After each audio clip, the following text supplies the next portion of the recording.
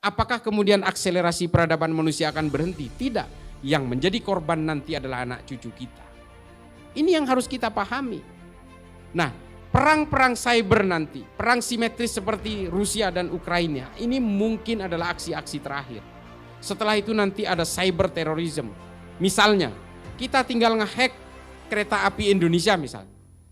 Tinggal dihack sistemnya, lalu dibentur-benturkan langsir kereta itu. Semua kereta di seluruh Indonesia akan berbenturan.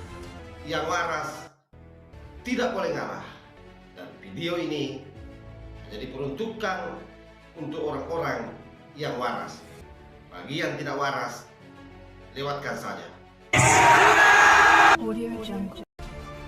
Sistem traffic management kita di Jakarta misalnya dikuasai, dihack, lalu kemudian dimatikan seluruh lampu merah di Jakarta, tabrakan terjadi.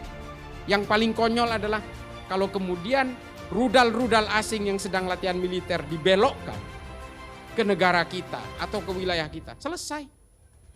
Belum kita bicara soal sirkulasi orbit satelit. Dimatikan semua handphone di sini, mau apa gitu? Inilah cyber war terrorism itu.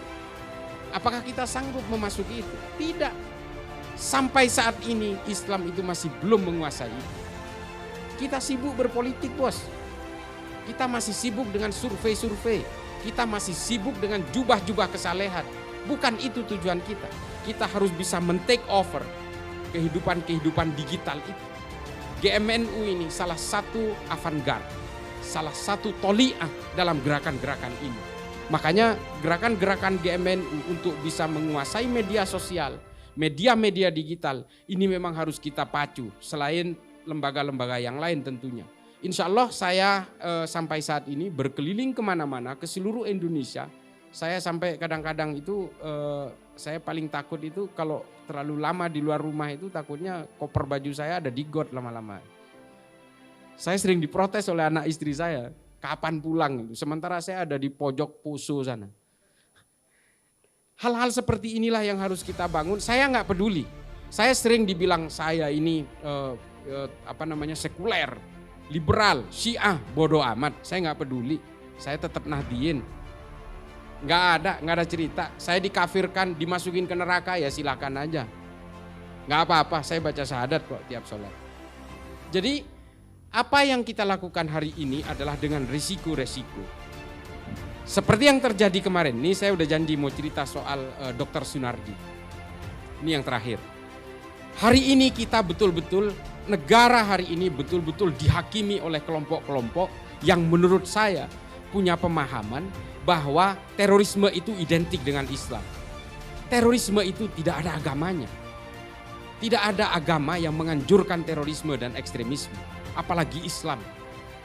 Nah, mereka ini yang melakukan pembelaan terhadap Dr. Sunardi ini adalah orang yang masih menganggap bahwa terorisme itu adalah bagian dari Islam. Coba bayangkan, ketika ada penangkapan di tubuh MUI misalnya, ini orang-orang yang mengaku sebagai ulama itu selalu yang paling bereaksi duluan. Ini kan aneh. Terorisme ini jangan diidentikan dengan Islam. Tapi kalian yang ngomong duluan, entah Anwar Abbas, entah siapa, selalu ngomong. Loh, kalau begitu dengan sendirinya mereka mengakui bahwa terorisme ini bagian dari Islam gitu loh. Ini kan logika dasar.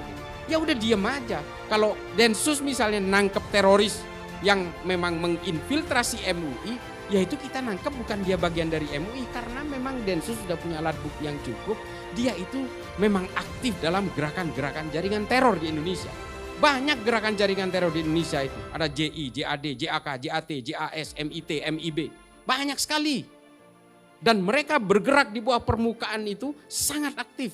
Mereka melakukan rekrutmen, funding, pendidikan, idat, persiapan-persiapan revolusi dan sebagainya. Banyak. Mungkin orang awam seperti kita melihatnya di atas permukaan ya biasa-biasa aja. Tapi orang-orang yang betul memahami ini, saya tidak memahami ini tapi saya mengamati betul. Bahwa mereka di bawah permukaan memang selalu bergerak. Dr. Sunardi ini, saya cerita Dr. Sunardi. Ini adalah hasil pengembangan dari beberapa tersangka yang sudah ditangkap sebelumnya. Bahkan nama dia disebut oleh para Wijayanto, Ketua Umum Jamaah Islamiyah yang sudah ditangkap bertahun-tahun lalu. Dan disebut oleh beberapa tersangka lainnya. Dan beberapa orang yang akan ditangkap setelah ini berkaitan dengan Hilal Ahmar Society. Dia adalah ketua umum Hilal Ahmar Society. Tahu nggak Hilal Ahmar Society? Ini organisasi yang sudah dilarang oleh PBB, dilarang oleh Uni Eropa dan beberapa negara seperti Trinidad Tobago, negara-negara di Amerika Selatan. Sekali lagi, yang waras tidak boleh mengalah terhadap mereka, para pencoreng-pencoreng agama yang menjadikan agama sebagai alat politik.